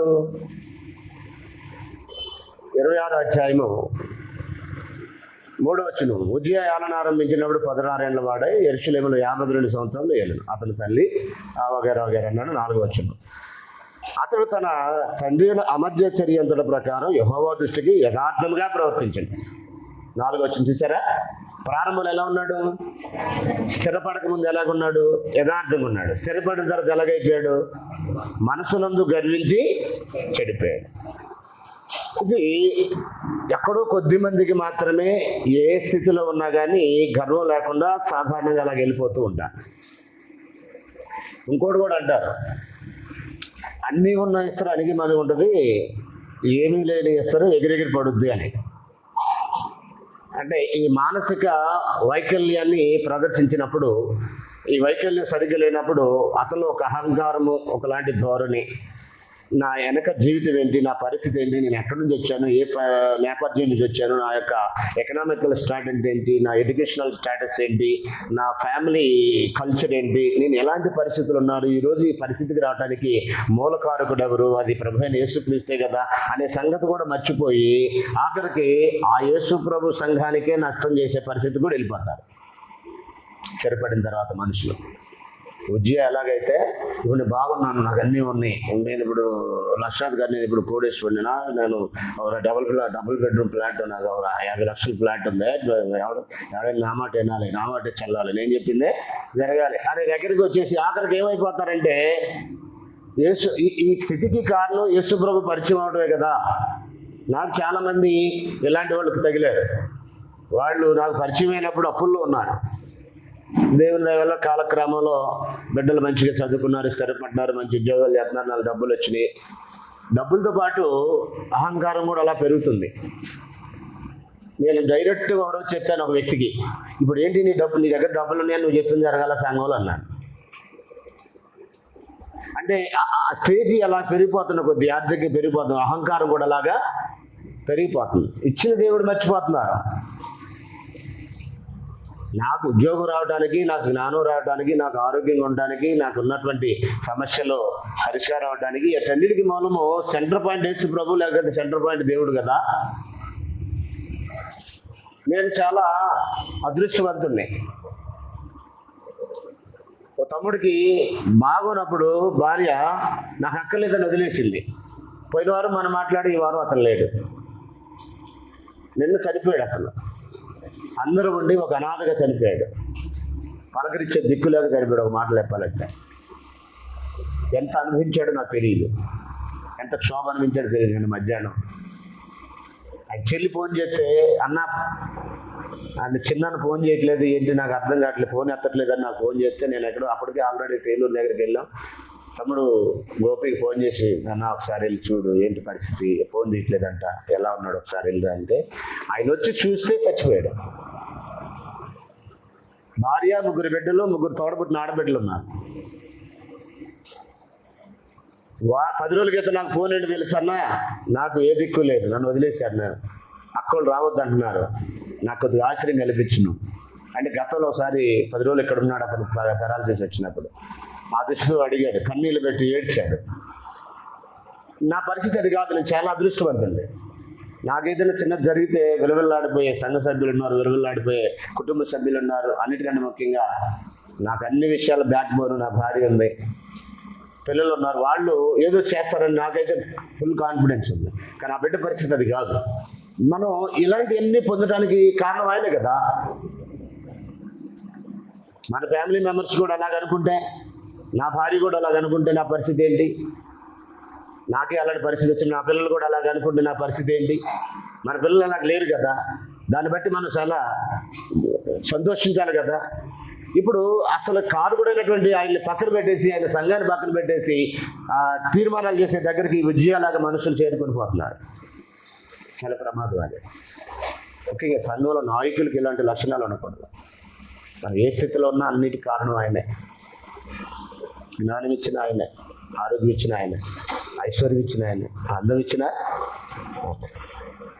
ఎవరిని ఏదన్నా మనకు కలిగింది ఆయనే కదా. యోబు అదే కదా అంది, యెహోవా ఇచ్చాడు, యెహోవా తీసుకుని వెళ్ళాడు. నేను తల్లి గర్భం నుంచి దిగంబరుగా వచ్చాను, దిగంబరుగానే వెళ్తున్నాను. ఇక్కడ నుంచి నేను ఏమీ తీసుకొని వెళ్ళలేను. బిడ్డలు పోయారా? రైట్, ఆయన ఇచ్చాడు కదా. స్నేహితులు దూరమయ్యారా? రైట్, ఆయన ఇచ్చాడు కదా. ఆస్తులు పోయినాయా? అది నాది కాదు కదా, ఆయన ఇచ్చిందే కదా. ఆరోగ్యం క్షీణించిందా? ఆరోగ్యం కూడా ఆయన ఇచ్చిందే కదా. ఏ విషయంలో కూడా ఈ దేవుడు అన్యాయం చేశాడని అనలేదు. ఆ సిచ్యువేషన్లో మనం ఉంటే ఖచ్చితంగా అండి. ఇప్పుడు ఆర్డినరీ పర్సన్ కాదు యోబు అంటే, the most number 1 richest person in the ooze country. ఆయనే ఆ దేశంలో ప్రథమ ధనవంతుడు. ఆయనకంటే ధనవంతుడు ఇంకొకడు. అలాంటి వ్యక్తి సడన్గా ఆస్తులు పోవటం, సడన్గా బిడ్డలు చనిపోవటం, సడన్గా అరికాల నుంచి నన్నిటి వరకు కురుపులతో మొత్తపట్టడం, సడన్గా స్నేహితులు దూరం అయిపోవటం, భార్య వచ్చి ఇంకా దేవుడు అంటావేంటి, వెంటనే దేవుని దూషించి చచ్చిపోమంటాం. ఈ కండిషన్లో దేవుని దూషించకుండా దేవుడు అన్యాయం చేశాడని అనుకున్న ఉండగలడు ఒక మనుషుడు? మామూలు ప్రజలే ఓరు దేవుడు ఎంత అన్యాయం చేశారు అని శవాల మీద పడి ఏడుపుని చూశాను నేను. మామూలు ప్రజలే. మీరు ఎప్పుడైనా విన్నారు ఏడుపులు? ఓరు దేవుడు ఎంత అన్యాయం చేశారు, మా బిడ్డ దొరికాడా, ఇంకెవరు బిడ్డ నేను చంపొచ్చుగా నువ్వు. ఆ దరిద్ర ఏడుపులు ఎన్నెన్నా నాకు వెళ్ళినప్పుడు నేను పాపం వాళ్ళకి మానసికంగా ఎదగలేదు. దేవుడు అంటే ఏంటో తెలియదు పాపం. దేవుడు అన్యాయుడు కాదని తెలియదు. దేవుడు ఏం చేసిన న్యాయం చేస్తాడని తెలియదు. తెలియక దేవుడి మీద అపవాదులు వేస్తూ అలా ఏడ్చే మనుషులు కూడా లేకపోలేదు. కానీ బట్ యోబు మాత్రం అలాగా ఎంతున్నా కానీ గర్వించకుండా తగ్గించుకున్న భక్తులు ఉన్నారండి బైబిల్లో. కానీ ఎక్కువ శాతం ఏంటంటే అది పాడు చేయటానికి ఈ రోజుల్లో ధనము ఎక్కువగా మనుషుల్ని పాడు చేస్తుంది. ఒకసారి ఎహెజ్కేలు గ్రంథం 28వ అధ్యాయం 5వ వచనం చూడండి. ఎహెజ్కేలు గ్రంథం 28:5. ఒకసారి ఎహెజ్కేలు గ్రంథంలోకి వద్దాం. ఇక్కడ తూరు దేశస్థుడైనటువంటి తూరు రాజుని గురించి మాట్లాడుతున్నాడు. ఏం మాట్లాడుతున్నాడు అక్కడ అంటే చాలామంది ఇది సాతాను గురించి అనుకుంటారు, కానీ వాస్తవానికి సాతాను గురించి కాదు. మొదట వచ్చిన చదివితే మనకి ఈజీగా అర్థమవుతుంది. మరి యెహోవాకు నాకు ప్రత్యక్షమే ఇలాగ సెలవిచ్చాడు, నరపుత్రుడా, తూరు అధిపతితో ఇలాగూ ప్రకటింపము. ఎవరికి ప్రకటించేది? తూరు అధిపతితో ఇలాగ ప్రకటించము. ఏం జరిగింది? ఇతను కూడా ప్రారంభంలో బాగున్నాడు, ఉజ్జయలాగా. ఇతను కూడా ప్రారంభంలో బాగున్నాడు, తర్వాత స్థిరపడిన ద్వారా చెడిపోయాడు. ఏం చూస్తున్నట్టు చూడండి ఒకసారి. 28:5. నీకు కలిగిన జ్ఞానాతిశయం చేత వర్తకము చేతను నీవు విస్తారమైన ఐశ్వర్యం సంపాదించుకుంటువి. నీకు ఐశ్వర్యం కలిగిందని నీవు గర్వించిన వాడు అయితివి అని అన్నాడు. అంటే తనకు ఉన్నటువంటి ఐశ్వర్యాన్ని బట్టి గర్వించాడు. ఇంకో వచ్చిన 17 వచ్చిన కూడా చూడండి, అక్కడే అదే అధ్యాయం. నీ సౌందర్యం చూచుకొని నీవు గర్వించిన వాడవై నీ తేజస్సు చూచుకొని నీ జ్ఞానమును చెరుపుకుంటేవి. కావున నేను నిన్ను నేలన పడవేసేదను, రాజులు చూచుచుండగా నిన్ను హేళనకు అప్పగించేదను అన్నాడు. రాజులను కూడా గడ్డి మేపించేటటువంటి సమర్థుడు దేవుడు. మనం ఎంత ఆప్రాలు కదా. ఓ రోజు ఇలాగే దేవుడు తన ప్రజలకు బుద్ధి కలగాలని, మారు మనసు పొందాలని తాను కోరుకున్నటువంటి యెరూషలేము దేవాలయాన్ని కూడా తగలబెడుతుంటే చూస్తూ వాళ్ళు ఉండిపోయారు. ఆ మందిరం దోచుకొని పోతుంటే నెప్పుకొద్ది ఎదురు చూస్తూ వాళ్ళు ఉండిపోయారు. అక్కడున్న తన భక్తులు, తన పిల్లల్ని, ఇశ్రాయేలీల్ని ఓసుకోకపోతుంటే చూస్తూ వాళ్ళు ఉండిపోయాడు దేవుడు. దేనికి ఎలా ఉన్నాడు అని అంటే జస్ట్ వాళ్ళకి బుద్ధి కలగడానికి నెబుకద్నెజరుకి పర్మిషన్ ఇచ్చాడు.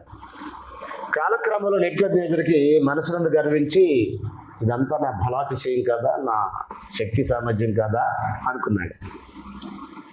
దేవుడు పరమందున్న దేవుడు చూసి, పిచ్చోడా నువ్వు అలా అనుకుంటున్నావా? సింపుల్గా నిన్ను అసలు మనుషుల మధ్య కూడా లేకుండా చేస్తా. చక్రవర్తి మనుషుల మధ్య లేకుండా పోవటం అంటే ఏంటి అసలు? ఆలోచన చేయండి. ఆయన ఒక దేశానికి కాదు, మళ్ళీ ఒక ఇండియా ప్రధానమంత్రి లాంటి కాదు, కొన్ని దేశాలను పాలిస్తున్న చక్రవర్తి నెబుకద్నెజరు అంటే. అలాంటి వాడు అసలు జనం మధ్య లేకుండా అరణ్యం పాలైపోయి పశువు మేసినట్టు గడ్డి మేసేలా చేస్తాడు. దానియేలు గ్రంథం 3-4 అధ్యాయాలు చదివితే అక్కడ ఈ విషయం ఉంటుంది. అంటే చక్రవర్తులు సైతం గడ్డి మేపించినటువంటి ఘనుడు దేవుడు. ఆయన ముందు నువ్వు తలగరేస్తే అది చాలా పిచ్చితనం, వెర్రితనం అని చెప్పాలి. కాబట్టి ఎంత ఎదిగినా ఒదిగి ఉండడం అనే ఒక ఆలోచన మనకు ఎప్పుడైతే దూరం అవుద్దో అహంకారం అనేది ఆటోమేటిక్ వచ్చి చేరుకుంటుంది. ఎదిగిన కొద్దీ ఒదిగి ఉండాలనేది పెద్దలు చెప్పేటటువంటి ఒక సామెత. ఒదిగి లేకపోతే ఏం జరుగుతుందంటే అది ప్రమాదానికి దారితీస్తుంది, అహంకారానికి దారితీస్తుంది అన్నారు. సో ఇక్కడ రెండోది, ధనవంతులు గర్విష్ఠులయ్యే ప్రమాదం ఉందనడానికి బెస్ట్గా మనం ఏం చూస్తామంటే ఉజ్జయం చూసాము, తూరు రాజుని చూసాం. ధనం ఉన్నా కానీ తమను తాము కంట్రోల్ చేసుకుని దేవుడు అంటే భయపడే వ్యక్తులు కూడా మనం చూస్తాం. వాళ్ళు ఎవరంటే అబ్రహాము చూసాము, యోబుని చూసాము. ఇంకా బైబిల్లో చాలామంది మనకు కనిపిస్తారు. కొత్త నిబంధనలో బర్నబా భూములు కలిగిన వాడు, ఏమాత్రం గర్వ లేకుండా ప్రభు కొరకు, ఆయన సంఘం కొరకు దాన్ని వేయిపరిచినటువంటి ధనవంతుడు బర్నబా. అపొస్తలుల గారి 5వ అధ్యాయంలో 4వ అధ్యాయం ఆఖరి వచనాల్లో కనిపిస్తాడు మనకి. కాబట్టి డబ్బు ఎక్కువ మందిని పాడు చేసేది, కానీ నీకు దేవుడికి జ్ఞానం ఉండి దేవుడు అంటే భయం పడుతుంటే నీకు ఎంత డబ్బు వచ్చినా నువ్వు చెడిపో. నీటిలో ఉన్న తామర పువ్వు ఎలాగైతే స్వచ్ఛంగా తనకు బురదంటకుండా బతుకుద్దో, నీ చుట్టూ ఎంత డబ్బు ఉన్నా నువ్వు చెడిపో. అది నీకున్నటువంటి సైకలాజికల్ డిజార్డర్. అది నువ్వు చెడిపోతున్నావు అంటే డబ్బు రాగానే నీకున్నటువంటి సైకలాజికల్ డిజార్డర్. అది అంటే మానసిక రోగం. దేన్ని ఎలా చూడాలో, దేన్ని ఎంతగా చూడాలో అనేది మర్చిపోతున్నా. నీ కనులకు రమ్యమైనది కరెన్సీ నోటు, దైవాన్ని మరిపించి దయ్యమునకు నేను ముక్తుని చేసి రాజ్యమేలుతుంది ఇవ్వనన్న కరెన్సీ నోటు అని గొంగళ సునీల్ అని వరంగల్ ఉంటాడు, అతను రాశాడు ఈ పాట.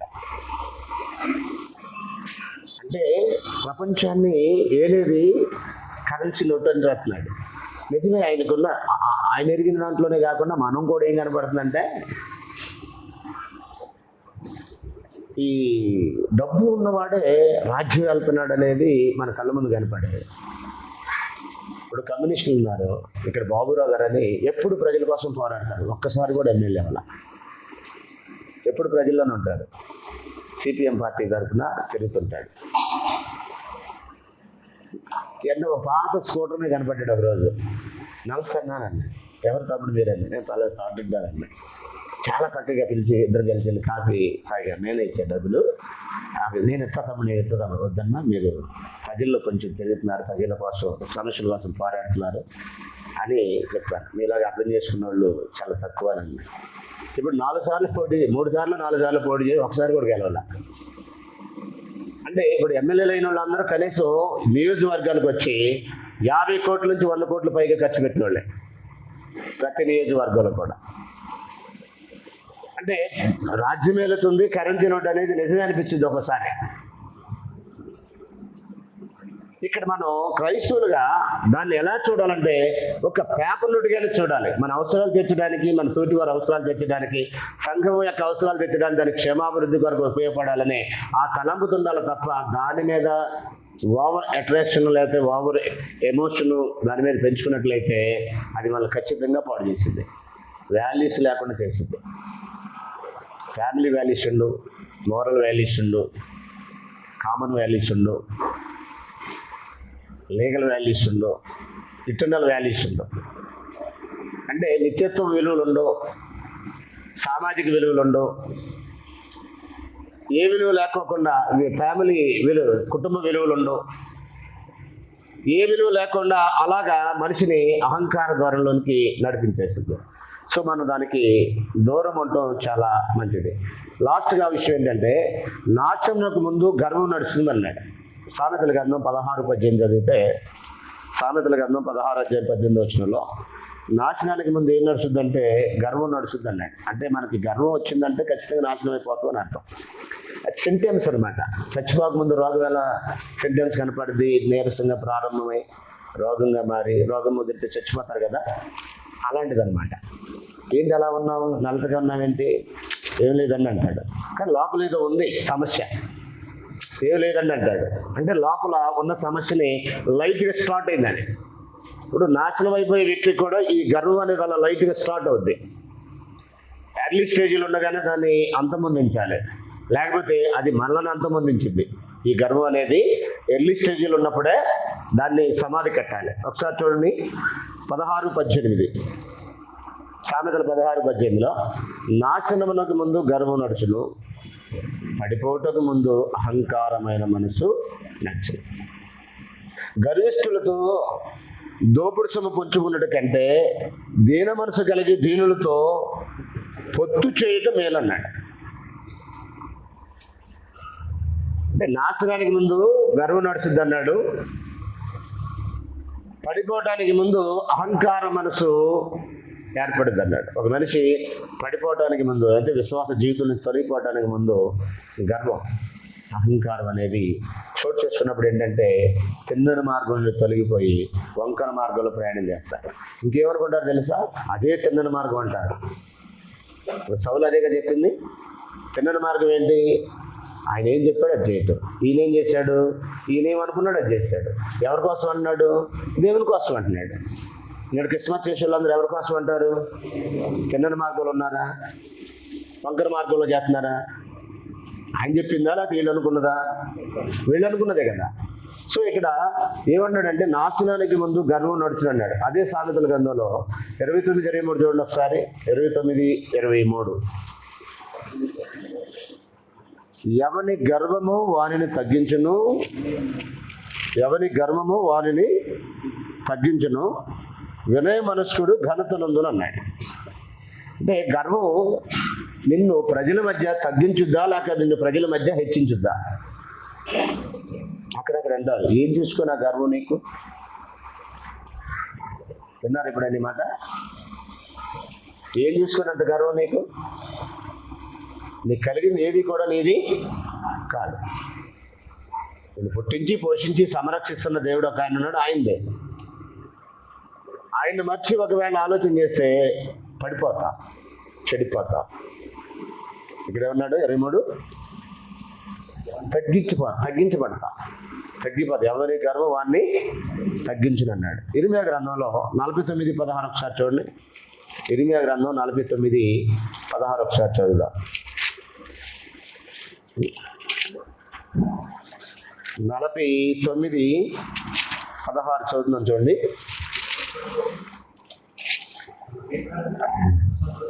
నీవు భీకరుడు, కొండ సంపదలలో నివసించు, కొండ సందులలో నివసించువాడా, పర్వత శిఖరమును స్వాధీనపరుచుకునేవాడా, నీ హృదయ గర్వము నిన్ను మోసపుచ్చును అన్నాడు. నీ హృదయ గర్వము నిన్ను, హృదయంలో గర్వం ఏర్పడితే అది మనల్ని మోసం చేస్తుంది అన్నాడు. మోసపోయేవాడు నష్టపోతాడా లాభం పొందుతాడా? మోసపోయామండి అనేవాళ్ళు మళ్ళీ మోసపోయామండి మేము అని అంటారా? విగ్రహాలుగా మొహం అంతా నీరసంగా పెట్టి మోసపోయాడు.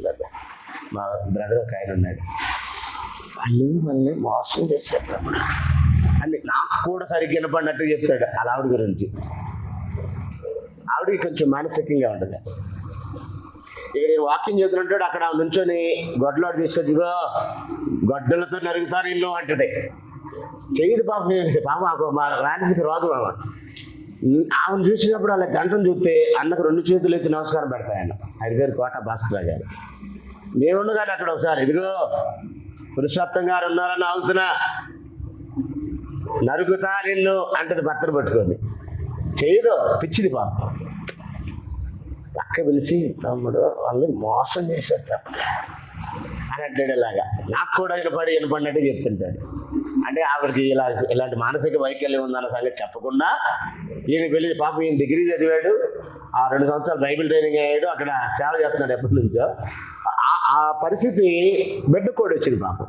అన్ఫార్చునేట్లీ కొడుకు కూడా అలాంటి పరిస్థితి. ఒకే కొడుకున్నాడు పాపం, అతనికి కూడా అదే పరిస్థితి ఏర్పడింది. ఇప్పుడు వాళ్ళిద్దరితో ఈ మనిషి పడేది నిజంగా వర్ణనాతీతం, వర్ణించలేము. ఇలాంటి భార్యతో అలాంటి బిడ్డతో దాదాపు ఇప్పుడు నా తెలిసి 30 సంవత్సరాల నుంచి అనుభవిస్తున్నాడు ఆ మనిషి. ఎంత ఓర్పు అంటే మరి చెప్పాం కదా, వర్ణించలేము. అది అంటే మోసపోయిన వాళ్ళు ఏంటంటే నష్టపోతారు. నీ హృదయ గర్వం నిన్ను మోసం చేస్తుంది. Be careful, don't be proud in your heart. మీ హృదయంలో ఎప్పుడు కూడా గర్వం అనేది రాకుండా జాగ్రత్తగా ఉండాలి. ఆ గర్వం ఏం చేసిందంటే స్పాయిల్ చేసింది మన లైఫ్ని స్పాయిల్ చేసింది. మన లైఫ్ని కాదు, మన చుట్టూ ఉన్న సమాజంలో ఎవడో ఒకడు పాటు చేసింది. మనకు కలిగింది ఏది మనది కాదు అనే ఒక కామన్ సెన్స్ మనకి ఎప్పుడు కోల్పోకూడదు. కనీస జ్ఞానం అనమాట. కామన్ సెన్స్ అంటే కనీస జ్ఞానం, అది ఎప్పుడు మనం మర్చిపోకూడదు. కింద ఇంకో మాట అన్నాడు చూడండి, ఇర్మియా గ్రంథం 13:11 ఒక మాట అంటాడు. ఇర్మియా గ్రంథం 13:11 13వ అధ్యాయము 11 వచ్చిన ఒకసారి చూడండి. 13:11 చదువుతున్నాం చూడండి. నాకు కీర్తి స్తోత్రము మహిమలు కలుగుటకై వారు నాకు జనముగా ఉండునట్లు నేను ఇశ్రాయేలు వంశస్థులందరినీ, యూదా వంశస్థులందరినీ నడికట్టు నరుని నడుమునకు అంటియున్న రీతిగా నన్ను అంటియుండ చేసి తిని గాని వారు నా మాట వినకపోయి ఉన్నారని యెహోవా సెలవిచ్చుచున్నాడు అని అన్నాడు. ఇంకొక మాట కింద ఎక్కడ ఉంటుంది, దాని వర్డ్ ఏంటంటే గర్విష్ఠులు గర్వము దేవుడు అణచివేయను అని అంటాడు. కింద ఉంది అదే 9. గర్విష్ఠుల గర్వమును దేవుడు 13 నా కళ్ళోడు మర్చిపోయా నేను.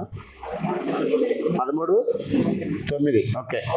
యెహోవా ఈ మాట సెలవిచ్చుచున్నాడు, ఈ విధముగానే యూదా వారి గర్వమును యెరూషలేము నివాసుల మహా గర్వమును నేను భంగపరచుదును అన్నాడు. ఇంకా డైరెక్ట్ వర్డ్ ఏంటంటే అణచివేయుదును అని అన్నాడు. గర్విష్ఠుల యొక్క గర్వాన్ని నేను అణచివేస్తాను అని అన్నాడు. సరే, చాలా సందర్భాలు ఉంది, వదిలేండి. ఒకసారి చూడండి. ఇటు నాశనానికి ముందు గర్వం నడుచుద్ది అన్నాడు ఒకటి, ఎవరి గర్వం వాడిని తగ్గించుద్ది అన్నాడు 2, నీ హృదయ గర్వము నిన్ను మోసగించుద్ది అన్నాడు.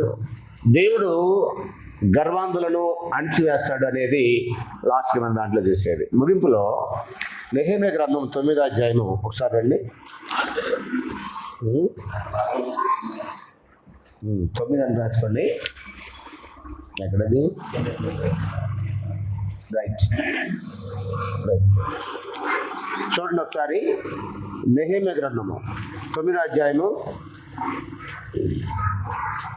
16 తర్వాత 9.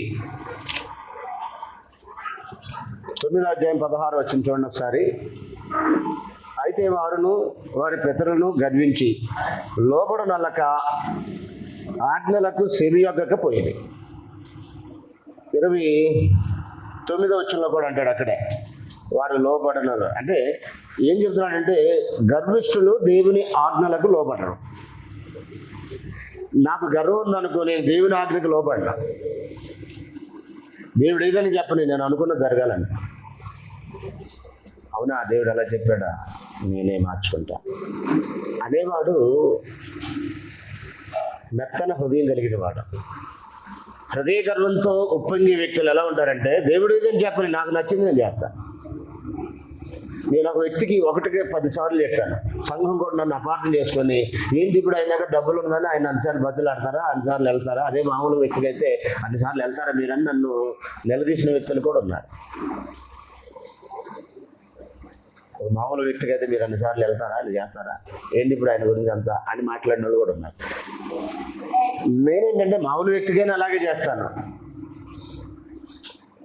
ఏ వ్యక్తిగానే అలా చేస్తాను. బాధ్యత గల దైవజనుడిగా బాగు చేయడానికి ప్రయత్నించే క్రమంలో 1-10 సార్లు వెళ్ళాను. మీ నిర్ణయం తప్పు, మీ నిర్ణయం తప్పు, మీ నిర్ణయం తప్పు అని చెప్పాను. ఇంత చిన్న విషయాన్ని అంత పెద్ద రాజాంతం చేయాల్సిన అవసరం లేదు. ఒకవేళ సిట్టింగ్లో కూర్చుంటే మీదే తప్పు అని తేలిపోద్ది, కాబట్టి ఇది ఎంతటితో వదిలేస్తే మంచిది అని ఎన్నోసార్లు చెప్పాను. ఈ హృదయంలో గర్వం ఏర్పడిన తర్వాత ఇక దేవుడు ఏం చెప్పాడు అనేది మర్చిపోతారండి. ఒక సమస్య, మనందరం పర్ఫెక్ట్ కాదు, మనందరూ ఏదో ఒక లోపం ఉంటుంది. ఎవరో ఒకరి దృష్టికి ఎవరో ఒకరి ద్వారా మన దృష్టికి ఆ సమస్య వచ్చింది. ఎందుకు అంత హృదయ గర్వం మనకి నిజంగా పొరపాటు అయిపోయింది, సింపుల్గా అయిపోయింది, బరువు తీరిపోద్ది. నేనా తప్పు చేయటవా? I'm always perfect, I'm always perfect. నేను ఎప్పటికీ తప్పు చేయను, అది నీ తప్పు, నువ్వు ఆలోచించడం తప్పు. అంటే క్లియర్ కట్ ఎవిడెన్స్ ఉన్నప్పటికి కూడా నిజంగా చేయకపోతే వెల్ అప్రిషియేట్ చేయాలి అలాంటి వ్యక్తులు ఎవరైనా ఉంటే. లేదు ఏ విషయంలో అయితే అన్నావో ఆ విషయంలో నిజంగా ఎలాగంటే అప్రిషియేట్ చేయాలి. నిజమే, క్లియర్ కనపడుతుంది లోపం అనేది. అయినా కానీ ఎందుకంత అంటే హృదయ గర్వంతో ఉప్పొంగే మనిషి దేవుని ఆజ్ఞకు లోబడ్డా. నాటి ఇశ్రాయేలు ప్రజలు దేవుని ఆజ్ఞకు లోబడిపోవడం కారణం ఏంటంటే వారి హృదయ గర్వం అన్నాడు. కింద మరొక మాట చూడండి, తిమోతికి రాసిన 1వ పత్రిక 3:6లో గర్వాంధులు అపవాదికి చోటిస్తారండి, అందుకే వారు దేవుని ఆజ్ఞలకు లోబడరు. దేవుని ఆజ్ఞలకి గర్వాంధులు లోబడరు అన్నాడు. కారణం ఏంటంటే వారు అపవాదికి చోటిస్తారు. తిమోతికి రాసినటువంటి 1వ పత్రిక 3వ అధ్యాయం 6వ వచనంలో, అతడు గర్వాంధుడై అపవాదికి కలిగిన శిక్షావిధికి లోబడుకుంటున్నట్లు క్రొత్తగా చేరిన వాడై ఉండకూడదు అన్నాడు. అంటే సంఘంలో నాయకుడు కొత్తగా చేరిన వాడై ఉండకూడదు, గర్వాంధుడై అపవాదికి చోటిస్తాడు. అంటే గర్వాంధులు ఏం చేస్తారు? దేవునికి చోటిస్తారా, అపవాదికి చోటిస్తారా? గర్వాంధుల హృదయంలో నివాసం చేసేది ఎవరు? యేసు ప్రభువా లేక అపవాదా? నిర్మలమైన మనస్సాక్షి గలవారై మీలో నిన్న నిరీక్షణకు వచ్చి మిమ్మల్ని హేతువాడు ప్రతివానికి సాత్వికంతోనూ భయంతోనూ సమాధానం చెప్పినట్టు మీ హృదయంలో క్రీస్తును ప్రభువుగా ప్రతిష్ఠించుడు అన్నాడు. కానీ గర్వాంధుల హృదయంలో క్రీస్తు ప్రభు ప్రతిష్ఠించడానికి బదులు అపవాది ప్రతిష్ఠితుడవుతాడు. అపవాది లోపలుంటే సమాధానాలు ఒకలాగా ఉంటాయి, యేసు ప్రభు లోపలుంటే సమాధానాలు మరోలాగా ఉంటాయి. తగ్గింపు ఆలోచన, ఏ నిర్ణయం తీసుకున్నా ఇది క్రీస్తు సంఘం మీద ఎఫెక్ట్ చూపుద్దేమో, నేను తీసుకున్న నిర్ణయం నా ప్రభు స్వరక్తం ఇచ్చి సంపాదించిన సంఘానికి ఇంత నష్టం కూడా జరగకూడదు, విశ్వవంతమైన నష్టం జరగకూడదని ఆలోచన చేస్తారు. లోపల ప్రభు ఉంటే అలా ప్రేరేపిస్తాడు. లోపల అపవాది ఉంటే సంఘం ఏమైపోయినా పర్లేదు, అది అసలు సంఘమే కాదనంట. అంటే అప్పటి వరకు సంఘమే, వీళ్ళకి నచ్చని ఏదో జరిగితే అసలు అది సంఘమే కాదు అసలు అని కొంచెం చెప్తాడు. అది సంఘం కాదని అంటే ఏమి చెప్పడు. పట్టుపోతే దాంట్లో ఆ విషయం మీద కనీస జ్ఞానం ఉండదు. అంత పెద్ద పెద్ద మాటలు మాట్లాడతారు. చిన్నగా 4 ఆదివారాలు ఆరాధన రావటం చేతగాని వ్యక్తి కూడా అపోస్తుల బోధ ప్రకారం సేవ చేసేవాళ్ళు ఎవరి నుండి చెప్పి అక్కడికి వెళ్ళి ఆరాధన చేస్తాడన్నాడు. మరి అపోస్తులు ఎవరు లేరు ఇప్పుడు, ఇక ఆయన ఆరాధన చేయలేదు. చెప్పింది ఎంత దారుణం అంటే, కనీసం 4 వారాలు తిన్నగా ఆరాధనకు వచ్చాడంటే రికార్డ్ బ్రేక్ అనాలి, వరల్డ్ బుక్ ఆఫ్ రికార్డ్ అని రాయాలి ఆ వ్యక్తిని. అలాంటిది సువార్థికుల్ని టెస్ట్ చేసే స్థాయికి వెళ్ళిపోతున్నాడు. నీ బతుకు ఆరాధన చిన్నగా చేయలేవు, నువ్వు సంఘ సభ్యుడిగా నీ బాధ్యతలు సరిగ్గా నెరవేర్చలేవు, కనీసం ఆరాధన టైంకి రావడం అనేది ఇప్పుడు అలవాటు కావట్లేదు. నేను ఎక్కడ ఆలోచించాలి, ఎక్కడున్నా నేను అసలు దేని గురించి, నా గురించి నేను ఆలోచించడం మానేసి అపోస్తుల బాధ ప్రకారం చేసేవాళ్ళు ఎక్కడ నుండి చెప్పి అక్కడికి వెళ్ళి ఆరాధన చేస్తానంట. అంటే హృదయ గర్వంతో నింపబడిన వాడు అలా మాట్లాడతాడు. క్రీస్తు సంఘానికి నష్టం కలిగించే విధంగా బీ కేర్ఫుల్. క్రీస్తు సంఘాన్ని నష్టం కలిగితే క్రీస్తు ఊరుకోడు.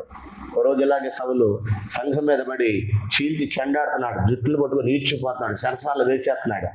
యేసు ప్రభు ప్రత్యక్షం అవగానే మారుమనసు పొందాడు.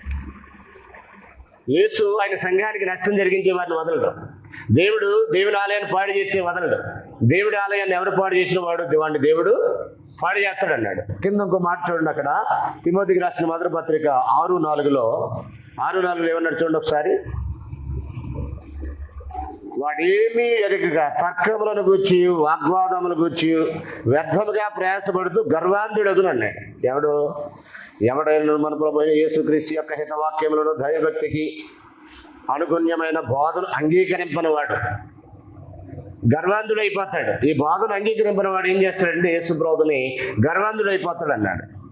2వ పత్రికలో 3:4 చదువు ఆఖరి చూడండి. తిమోతికి రాసిన 2వ పత్రిక 3:4 2వ పత్రిక 3:4-5 ద్రోహులు, మూర్ఖులు, గర్వంధులు దేవుని కంటే సుఖానుభవం ఎక్కువగా ప్రేమించు. దేవుని ఎక్కువ ప్రేమిస్తావా, సుఖానుభవం ఎక్కువ ప్రేమిస్తావా అంటే దేవుని కంటే వేణు వింటున్నావా? వేణు వింటున్నావా? దేవుని కంటే సుఖానుభవాన్ని ఎక్కువగా ప్రేమించేవాడు గర్వంధుడు అయిపోతాడు. కాబట్టి ఆఖరిలో మనం ఏం చేసామంటే గర్వాంధులు దైవాజ్ఞలకు లోబడరు, గర్వాంధులు అపవాది చోటిస్తారు, గర్వాంధులు భిన్నమైన భిన్నమైన బోధలో గర్వాంధులుగా చేస్తుంది. గర్వాంధులు దేవుని కంటే సుఖానుభవాన్ని ఎక్కువగా ప్రేమించేలాగా చేస్తుంది. So careful. గర్వం లేకుండా, హృదయ గర్వంతో ఉప్పొంగకుండా నెమ్మది కలిగి ఉండాలి. ఎక్కడికి వచ్చేస్తారంటే ఈ గర్వాంధులు ఆఖరికి కనిపించిన తల్లిదండ్రుల మీద కూడా విధేయత చూపకుండా తిరుగుబాటు చేస్తుంటారు. బెస్ట్ మన వెల్ విషర్స్ ఎవరైనంటే భూమి మీద ఎవరైనా అడుక్కోకూడదు చెప్పాల్సిన మాట ఏంటంటే parents. Our parents are best well wishers in the world. ప్రపంచంలో మన శ్రేయస్సు కోరే అత్యంత ముఖ్యమైన వ్యక్తులు దేవుడు కాక ఇంకెవరున్నారు అని మనం ఆలోచన చేస్తే వారు తల్లిదండ్రులే. దాన్ని తిరుగుబాటు చేసేవాళ్ళు పాడైపోతారు. ఇక్కడ ఎవరైనా తల్లికి కానీ తండ్రికి కానీ పేరెంట్స్కి మీద తిరుగుబాటు చేసేవాళ్ళు ఉంటే అది వాళ్ళ జీవితాలు చాలా ప్రమాదం. అది కూడా ఒక హృదయ గర్వంతో జరిగించే దుశ్చర్య. దానికి మనం దూరం ఉందాం, ఈ గర్వాంధులకి దూరం ఉండాలనేది ఈ పాఠం యొక్క ఉద్దేశం. ఏమి నేర్చుకున్నాం? గర్వం అంటే ఏంటో చూసాము. ధనము గర్వంధులు అవడానికి అవకాశం ఉందని చూసాము. మనం నాశనం అవడానికి ముందు గర్వం మనకి స్టార్ట్ అవుద్ది. అది స్టార్టింగ్లోనే సమాధి చేస్తే బ్రతికి బయటపడతాం, లేదంటే పతనం అయిపోతాం. దానికి దూరంగా ఉండాలని, సేఫ్టీ జోన్లు ఉండాలని, ముఖ్యంగా నాయకులు కావాలనుకునే వారు ఈ కార్యక్రమానికి మరింత దూరంగా ఉండి భవిష్యత్తులో కార్య సంఘంలో నాయకులుగా తయారవ్వాలని ప్రభుపేట కోరుతున్నాను. వచ్చే వారం మరొక ఉండకూడనటువంటి లక్షణాల గురించి మనం నేర్చుకునే ప్రయత్నం చేద్దాం. శ్రద్ధగా నేను మీ అందరికి కూడా వందనములు తెలియజేస్తూ ముగిస్తున్నాను.